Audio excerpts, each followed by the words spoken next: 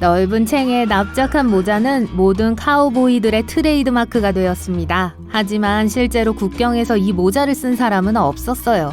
카우보이들, 더 정확히 말하면 소몰이꾼들은 대부분 문맹 남성들로 똑같이 더러운 누더기 옷을 입고 더러운 일을 했어요. 그리고 그 모자는 정말 비쌌죠. 카우보이들은 그 모자를 쓰고 싶어도 모자를 살 돈이 없었습니다. 그리고 모자를 쓰지도 않았어요. 넓은 모자는 무겁고 방해가 되기 때문에 실용적이지 않았습니다. 대부분의 카우보이들은 대신 가벼운 중산모를 선호했어요. 이제 전설적인 인물 클린트 이스트우드가 중산모를 썼다고 상상해보세요. 그냥 넓은 모자를 쓰는 게 더 멋질 것 같네요. 소방관들은 어떻게 빨리 불을 끌까요? 물이 더 촉촉해서 그런 걸까요? 맞아요. 꽤 최근에 추가된 것이지만 소방관들은 물의 표면 장력을 줄이기 위해 특정 시약을 물에 첨가한다고 해요. 결과적으로 물이 표면에 퍼지고 스며드는 것이 더 쉬워진 거죠. 고고학 발굴 과정에서 문제없이 먹을 수 있는 천년된 꿀이 담긴 항아리가 발견되었습니다. 그래서 꿀은 절대 상하지 않는다는 신화가 탄생했죠. 그런데 만약 꿀을 사서 뚜껑을 열고 습한 환경에 보관했다면 그 꿀은 곧 상할 거예요. 한편 꿀에는 항균성 및 항진균성 성분이 있기 때문에 제대로 보관하면 어떤 세균도 꿀 안에 살 수 없습니다. 뚜껑이 닫혀있고 건조한 환경이라면 꿀은 평생 동안 상하지 않을 거예요. 여러분은 딸기 프라푸치노의 분홍색 빛깔이 벌레들을 뭉개서 만든 것이라는 루머를 들어봤을지도 몰라요. 그리고 2012년까지 이건 사실이었습니다. 사람들이 코치닐이라고 하는 작은 벌레를 갈아서 붉은 염료를 만들었어요. 이 방법은 여전히 많은 회사에서 사용되고 있지만 이제는 더 이상 커피에서 이 벌레를 찾을 수 없을 거예요. 정말 잘 됐네요. 여러분은 틀림없이 알버트 아인슈타인이 학교에서 수학을 정말 못했다는 이야기를 들어본 적 있을 거예요. 나쁜 점수로도 그의 천재성에 필적할 수 있다고 생각하는 모든 분들에게는 죄송하네요. 1935년에 아인슈타인은 이 소문을 듣고 그저 웃으며 자신은 15살이 되기 전에 미적분학과 적분학을 마스터했다고 말했다고 해요. 제가 그 당시에 학교를 다니지 않아서 정말 다행이네요. 이 미신은 1930년대 기이한 사실을 다루는 신문인 리플리의 믿거나 말거나에서 만들어낸 것이었습니다.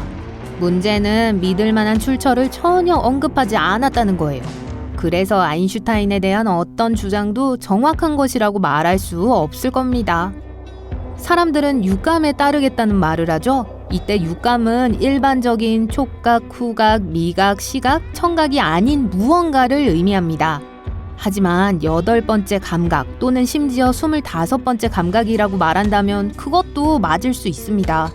25라. 제가 좋아하는 숫자인데요. 우리 감각의 실제 수에 대해서는 이론이 여럿이에요. 가장 많은 건 53개예요.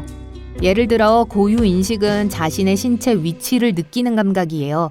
만약 눈을 감고 손가락으로 코를 만질 수 있다면 축하드려요. 이 감각을 지니고 계신 겁니다. 여러분은 아마도 달의 어두운 면에 숨어있는 다양한 것에 대한 이야기를 들어본 적 있으실 거예요. 단 한 가지 함정이 있어요. 달에는 어두운 면 같은 게 없어요. 지구의 자연 위성인 달은 지구와 조성력으로 연결되어 있습니다. 즉, 우리는 항상 같은 면을 보고 있다는 뜻이에요. 하지만 태양은 같은 법칙을 따르지 않아요. 그래서 달의 반대편에서도 빛을 냅니다. 다른 모든 물체에도 마찬가지죠. 그냥 논리적으로 생각해보세요. 태양이 달의 다른 쪽에 빛을 비추지 못한다면 일식은이 일어날 수 없을 겁니다. 그러니까 그 지점에서는 달이 정확히 태양을 가리고 있는 거예요. 그나저나 일식은 태양이 지구에서 달보다 400배나 더 멀리 있기 때문에 일어나는 거예요. 하지만 또한 크기도 400배 더 큽니다. 그래서 불길한 고리만 남기고 모든 빛을 완전히 차단하는 결과가 나오게 되는 거죠. 만약 초밥을 좋아한다면 보통 초밥에 곁들이는 녹색 페이스트가 실제로는 와사비가 아니라는 것을 이미 알고 계실 거예요. 이건 그저 고추냉이를 이국적으로 보이도록 초록색으로 염색한 거예요. 진짜 와사비는 맛이 더 순하고 가격도 꽤 비싸요. 그리고 진짜인지 아닌지도 쉽게 알 수 있습니다. 만약 와사비를 바로 여러분 앞에서 만들지 않았다면 그건 와사비가 아니에요. 고래 얘기가 나와서 말인데, 아니 제가 막 하려던 얘기거든요. 아시다시피 대왕고래는 지금까지 살았던 것 중 가장 큰 생물로 보통 알려져 있습니다. 그리고 이 온화한 거인이 거대하다는 것은 사실이에요. 하지만 안타깝게도 대왕고래는 오리건주의 블루 마운틴에 서식하는 꿀버섯의 기록과는 비교도 되지 않습니다. 겉으로 보면 여러분은 거대한 무언가를 보고 있다는 걸 알 수 없을 거예요. 하지만 이 버섯은 축구장 1350개의 면적을 차지하고 있어요. 대부분 땅 밑에 숨어 있죠. 게다가 이 버섯은 그냥 오래된 게 아니에요. 그대로 거슬러 올라가야 하죠. 나이는 2400년 정도로 추정되지만 아마도 8650년 정도는 될 겁니다. 아무도 모르죠. 그럼에도 불구하고 흰긴 수염고래는 2순위조차 되지 않습니다. 그 영예는 흔들리는 거인 판도에게 돌아갔습니다. 판도는 유타주 중남부에 위치해 있습니다. 거대한 숲처럼 보이지만 실제로는 하나의 유기체입니다. 0.4 평방킬로미터 면적에서 자라고 있는 모든 나무들은 하나의 뿌리에서 자라고 있어요. 하지만 판도의 크기보다 더 놀라운 것은 무게입니다. 판도의 뿌리와 나무의 무게를 합치면 판도의 무게는 약 6,000톤이 됩니다.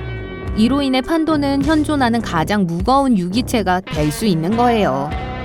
눈 속에 갇혔을 때 타이어의 공기를 조금 빼는 건 괜찮을지도 모르지만 깊은 눈에 갇혔을 때 이렇게 하는 건 큰 위험을 불러일으킬 수 있습니다. 바람이 빠진 타이어는 특히 빙판길에서 자동차의 통제력을 떨어뜨리기 때문에 다시 눈길에 갇힐 가능성이 더 높습니다. 그러므로 겨울에는 일부러 타이어의 공기를 빼는 대신에 마찰력을 위해 바퀴에 체인이나 스터드를 끼우도록 하세요.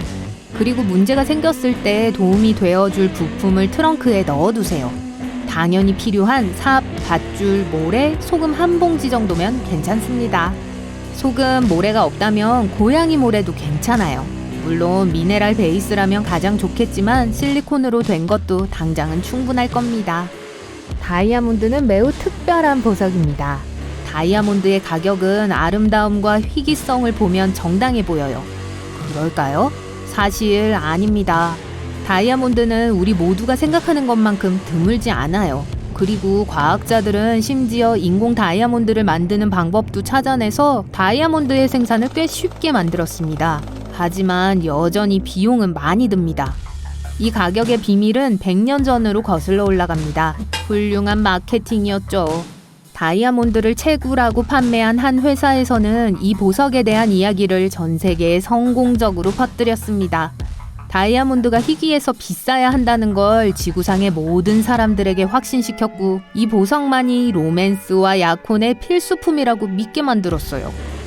박쥐들은 낮에 방향을 잃지만 그럼에도 불구하고 그건 박쥐가 장님이기 때문이 아니에요. 박쥐의 야간 시력은 사실 인간보다 훨씬 더 좋아요. 그저 박쥐는 모든 것을 흑백의 음영으로 보기 때문에 주변에 빛이 너무 많을 때 길을 찾지 못하는 거예요. 박쥐가 장님이라는 미신은 아마도 박쥐가 길을 찾을 때 음파를 사용한다는 사실에서 비롯되었을 겁니다.